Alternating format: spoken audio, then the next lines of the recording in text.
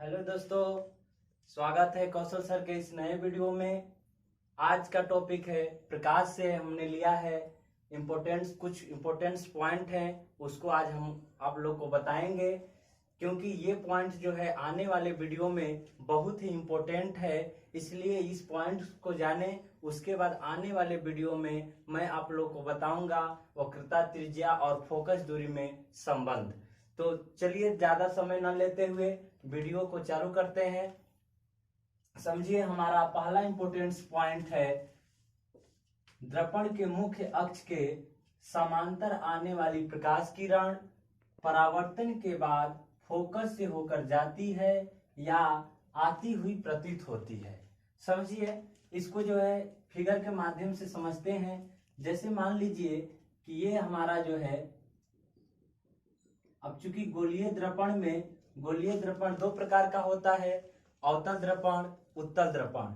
अब अवतल दर्पण एक ऐसा गोलीय दर्पण है जिसके उभरे हुए सतह पर कलई किया गया रहता है और धसे हुए सतह से प्रकाश का परावर्तन होता है। समझिए, ये दर्पण का ध्रुव है और ये हमारा जो है, मान लीजिए पी के, ये हमारा मुख्य अक्ष है, ये हमारा मुख्य अक्ष है और मुख्य अक्ष के समानांतर हमने एक किरण को दर्पण पर आपतित किया। और अब चूंकि इस नियम के अनुसार, इस पॉइंट्स के अनुसार, जब कोई प्रकाश किरण दर्पण पर आपतित होती है, मुख्य अक्ष के समानांतर दर्पण पर जब आपतित होती है, तो परावर्तन के बाद वह फोकस से होकर जाती है। ये हमारा जो है इस दर्पण का फोकस है, तो ये किरण जो है इस फोकस से होकर गुजरेगी। ये किरण जो है इस फोकस से होकर गुजरेगी। इस बात को समझिए। उसके बाद दूसरा, इसी को अगर उत्तल दर्पण में देखा जाए तो उत्तल दर्पण में देखिए, ये हमारा जो है जिसके अंदर वाले भाग पर कलई किया गया रहता है और उभरे हुए भाग से प्रकाश का परावर्तन होता है, उस ऐसे गोलीय दर्पण को उत्तल दर्पण कहा जाता है। ये हमारा जो है उत्तल दर्पण है, ये हमारा उत्तल दर्पण है। समझिए, अब ये जो है उत्तल दर्पण का मुख्य अक्ष है। अब इसके जो है मुख्य अक्ष के समानांतर प्रकाश किरण आपतित हो रही है। उसके बाद ये परावर्तन के बाद ये जो है ये परावर्तित किरण हो जाती है। उसके बाद इसको आगे की ओर बढ़ाया जाता है, तो ये हमें प्रतीत होता है कि ये परावर्तन किरण जो है ये फोकस पर जो है आपतित हुई है। जस्ट लाइक देखिए, पहला वाला नोट्स में हमने यही बात लिखे हैं कि जब दर्पण के मुख्य अक्ष के समानांतर, ये हमारा जो है दर्पण का ये मुख्य अक्ष है, इसके समानांतर जो है एक किरण जा रही है और आने वाली की प्रकाश किरण परावर्तन के बाद फोकस से होकर जाती है। ये देखिए, दर्पण का ये फोकस है, इससे होकर प्रकाश किरण जा रही है परावर्तन के बाद। दूसरी बात हमने ये बोला, या आती हुई प्रतीत होती है। इस वाले में देखिए, उत्तल दर्पण में ये जो है मुख्य अक्ष के समानांतर ये किरण जा रही है, ये परावर्तित हो रही है, लेकिन ये इसको डॉट डॉट अगर लाइन से दिखाएं तो ये दर्पण के फोकस पर जो है आती हुई प्रतीत होती है। अब अगला है हमारा पॉइंट, मुख्य फोकस से होकर आने वाली किरण या आती हुई प्रतीत होने वाली किरण परावर्तन के बाद मुख्य अक्ष के समानांतर हो जाती है। फिगर के माध्यम से समझेंगे। ये एक जो है हमारा जो है अवतल दर्पण है, ये हमारा अवतल दर्पण है और ये अवतल दर्पण का दर्पण ध्रुव है और ये जो है मुख्य फोकस है। ये पूरा जो है मुख्य फोकस इसको बोलेंगे। मान लीजिए पीके को हम मुख्य फोकस बोलेंगे, मुख्य अक्ष बोलेंगे, और यहाँ जो है ये इसका जो है फोकस है। अब देखिए, अब कोई प्रकाश किरण जब फोकस से होकर गुजरती है, मान लीजिए कि इससे जो प्रकाश किरण को गुजारा जा रहा है, ये फोकस से होकर गुजर रही है, तो फोकस से होकर गुजरने के बाद परावर्तन होने के बाद यह जो है ये मुख्य अक्ष के समानांतर हो जाती है। इसी बात को जो है नोट्स में लिखा गया है कि जब कोई प्रकाश किरण जब कोई प्रकाश किरण मुख्य अक्ष के मुख्य फोकस से होकर गुजरती है तो परावर्तन के बाद मुख्य अक्ष के समानांतर हो जाती है। दूसरी पॉइंट अगला इसमें देखेंगे, अगला तस्वीर के फिगर के माध्यम से अगला है, अगर हम उत्तल दर्पण में देखें तो ये हमारा उत्तल दर्पण है, ये हमारा उत्तल दर्पण है और ये जो है इसका मुख्य अक्ष है, ये दर्पण का ध्रुव है और ये जो काल्पनिक ऐसे ही आगे की ओर इसके मुख्य अक्ष को बढ़ाया जाता है। यहाँ पर इसका जो है दर्पण का फोकस है और एक जो है किरण को जो है खींचा जाता है जो कि दर्पण के फोकस से होकर जाती है। तो ये परावर्तन के बाद ये जो है मुख्य अक्ष के समानांतर हो जाती है।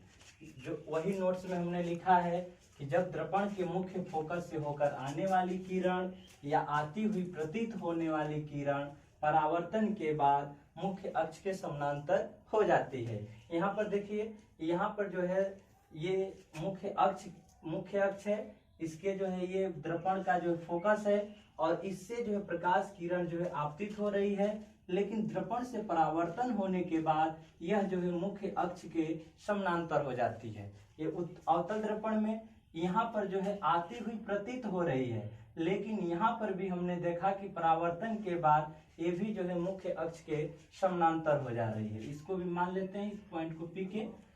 अब अगला है हमारा नेक्स्ट है तीसरा, वक्रता केंद्र से होकर आने वाली किरण या आती हुई प्रतीत होने वाली किरण परावर्तन के बाद मार्ग में वापस लौट जाती है। जैसे देखेंगे, ये हमारा जो है ये हमारा जो है दर्पण का ध्रुव है, यह मुख्य अक्ष है, पीके मान लीजिए, ये मुख्य अक्ष है और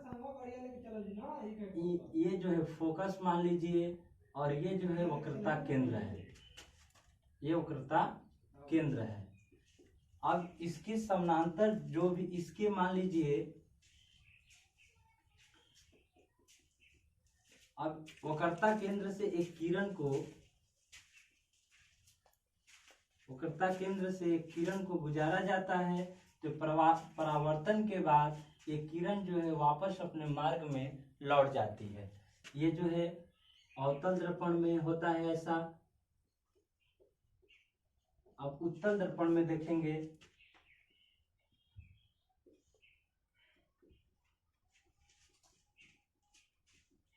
उत्तल दर्पण में ये दर्पण का ध्रुव है, ये जो ये फोकस है और ये जो है वक्रता केंद्र है।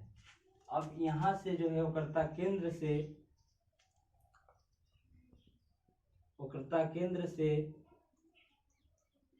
किरण को गुजारा जाता है, एक किरण को जो है गुजारा जाता है, तो यह अपने ही मार्ग में वापस लौट जाती है, अपने ही मार्ग में वापस लौट जाती है।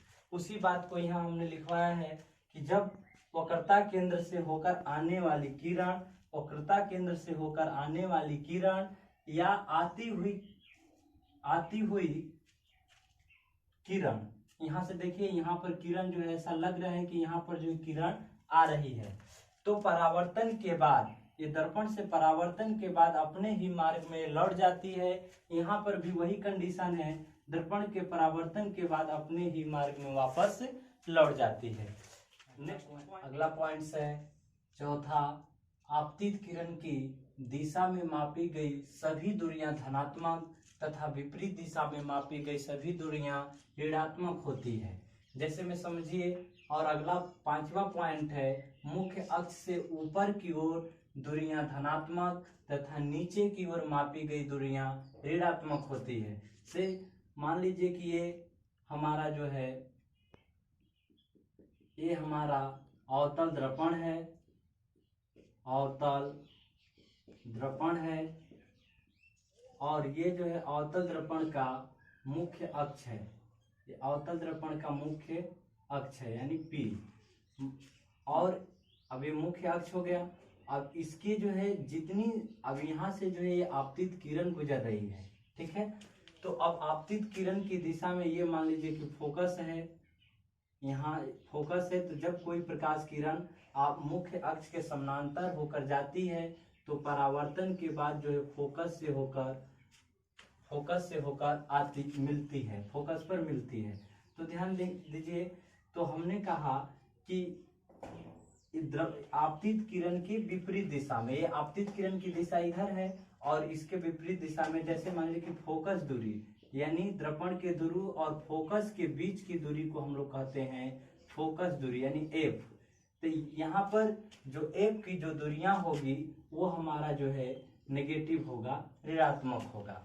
दूसरी बात, अगर मान लीजिए कि यहाँ पर हमारा वस्तु है, यहाँ पर कोई हमारा वस्तु है ए, और थोड़ा सा और आगे ले लेते हैं, यहाँ पर हमारा सी है और यहाँ पर एक हमारा वस्तु रखी गई है और एक किरण जो है वक्रता केंद्र से गुजारा जाता है। एक किरण जो है वक्रता केंद्र से होकर जाती है।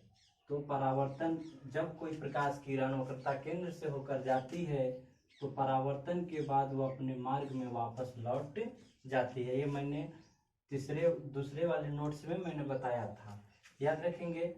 तो यहाँ से ये कटान बिंदु, ये जो कट रहा है, इसी को हम लोग कहेंगे प्रतिबिंब। यानी प्रतिबिंब जो होगा वो बी डैश ए डैश बनेगा और बस यहाँ हमारा वस्तु हो गया ए और बी, समझेंगे। तो यहाँ हमारा वस्तु है, ये दर्पण का ध्रुव है। तो वस्तु तथा दर्पण के ध्रुव के बीच की दूरी को हम लोग यू बोलते हैं। क्या बोलते हैं? यू बोलते हैं। और दर्पण के ध्रुव और प्रतिबिंब के बीच की दूरी को हम लोग स्मॉल भी अर्थात प्रतिबिंब दूरी बोलते हैं। तो यहाँ पर देखिए, ये सभी के सभी जो भी दूरियां हैं और इस दूरी को दर्पण के ध्रुव और वक्रता केंद्र के बीच की दूरी को हम लोग जो है कैपिटल आर यानी वक्रता त्रिज्या बोलते हैं, ठीक है। अब ध्यान देने वाली बात सबसे इम्पोर्टेंट ये है कि जो हमने अभी लिखवाया कि आपतित किरण की दिशा में मापी गई सभी दूरियां धनात्मक तथा विपरीत दिशा में मापी गई सभी दूरियां ऋणात्मक होती है। तो यहाँ हमने देखा क्या? यहाँ हमने देखा कि ये आपतित किरण की दिशा इधर है लेकिन हमारी दूरियां जो है इधर की ओर मापी जा रही है, जस्ट जो है आपतित किरण की विपरीत दिशा में। तो इस नियम के अनुसार जो है हमारा फोकस जो होगा वो नेगेटिव होगा, हमारा यू जो होगा वो भी नेगेटिव होगा, हमारा जो है भी जो होगा वो भी नेगेटिव होगा और हमारा आर जो है वो भी नेगेटिव होगा। समझ में आया? इसी बात को हमने समझाना चाहा। और यहाँ देखिए, अगर हम इसके ए बी की ऊंचाई को, वस्तु की ऊंचाई को h1 मान ले और प्रतिबिंब की ऊंचाई को जो h2 मान ले, तो यहाँ हम देखेंगे कि h1 जो होगा वो पॉजिटिव होगा। क्यों? क्योंकि हमने 5वें नोट्स में हमने बताया आपको कि मुख्य अक्ष से ऊपर की ओर मापी गई दूरियां धनात्मक, ये हमारा मुख्य अक्ष है, तो ये मुख्य अक्ष के ऊपर की ओर दूरियां हैं, ऊंचाइयां हैं। तो ये मुख्य अक्ष के ऊपर की ओर मापी गई ऊंचाइयां जो होती है वो पॉजिटिव होता है। और मुख्य अक्ष के नीचे, जैसे प्रतिबिंब देखिए मुख्य अक्ष के नीचे बन रहा है, तो मुख्य अक्ष के नीचे की ओर मापी गई दूरियां जो होती है वो नेगेटिव होती है। ऐसा हमने अवतल दर्पण में देखा। वही अगर हम उत्तल दर्पण की बात करेंगे तो उत्तल दर्पण में प्रतिबिंब जो है दर्पण के पीछे बनता है, इसलिए वहां पर जो दूरियां होती हैं वस्तु दूरी को छोड़कर बाकी जितनी दूरियां होती हैं सभी के सभी जो है पॉजिटिव होती हैं। केवल और केवल जो है यू जो है उसमें और उत्तल दर्पण में ऋणात्मक होता है, यानी नेगेटिव होता है। इतना चीज ध्यान रखिएगा, अगले वाले वीडियो में बहुत इंपॉर्टेंट है, इतनी बात ध्यान रखिए। अब अगला है पॉइंट, जैसे मान लीजिए कि ये हमारा दर्पण है, ये हमारा दर्पण है और इस पर जो है ये बिंदु है। मान लीजिए इस बिंदु को हमने नाम दे दिया ओ।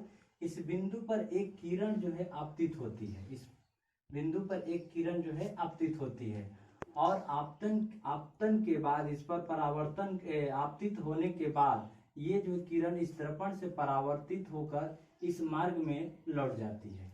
उसके बाद अगर इस पर एक लंब खींचें तो ये हमारा जो है विलंब है। इसको मान लेते हैं ए, इसको मान लेते हैं बी, इसको मान लेते हैं एन। तो समझिए यहाँ पर जो है ओ ए हमारा जो है आपतित किरण है, आपतित किरण है, और ओ बी जो है परावर्तित किरण है, परावर्तित किरण, और ओ एन जो है अभिलंब है, ओ ए जो है अभिलंब है। तो जो हमने यहाँ पर पॉइंट लिखवाया, इसके बाद देखिए एक नोट करिएगा, आपतन कोण बार बार कभी कभी पूछ लेता है कि आपतन कोण क्या है, परावर्तन कोण क्या है। तो एक चीज ध्यान रखिएगा कि ये वाला जो एंगल होता है इसको हम लोग जो है आपतन कोण बोलते हैं, और ये वाला जो एंगल होता है इसको परावर्तन कोण। अर्थात डिफिनेशन से देखें तो अभिलंब तथा आपतित किरण के बीच के कोण को जो है आपतन कोण कहते हैं, तथा अभिलंब और परावर्तन कोण के बीच के कोण को जो है अभिलंब और परावर्तित किरण के बीच के कोण को हम लोग परावर्तन कोण कहते हैं। ठीक है, अब नेक्स्ट में देखिए अगला है, इस बात को समझिए। अगला यहाँ पर तो हमने पहले नोट्स में परावर्तन के नियम में हमने यही बात बोला कि आपतन कोण तथा परावर्तन कोण आपस में बराबर होते हैं, अर्थात यहाँ पर जो है I=R होगा। पहली बात परावर्तन के नियम में ये बहुत इंपॉर्टेंट है कि आपतन कोण जो होगा परावर्तन कोण के बराबर होगा। यहाँ पर ये आपतन कोण है, ये परावर्तन कोण है। फिर दूसरी बात में हमने लिखा कि आपतित किरण, ये जो है आपतित किरण है, आपतन बिंदु पर डाला गया अभिलंब, ये डाला गया अभिलंब है, तथा परावर्तित किरण, ये परावर्तित किरण, तीनों के तीनों को देख रहे हैं कि एक ही पॉइंट पर है। तो इसी बात को हमने नोट कराया कि आपतित किरण तथा आपतन बिंदु पर डाला गया अभिलंब तथा परावर्तित किरण तीनों एक ही बिंदु पर अभिलंब है। ठीक है, अब जो है दोस्तों यहाँ से वीडियो समाप्त होता है। अब नेक्स्ट वीडियो में हम लोग जानेंगे कि वक्रता, त्रिज्या तथा फोकस दूरी में संबंध। धन्यवाद।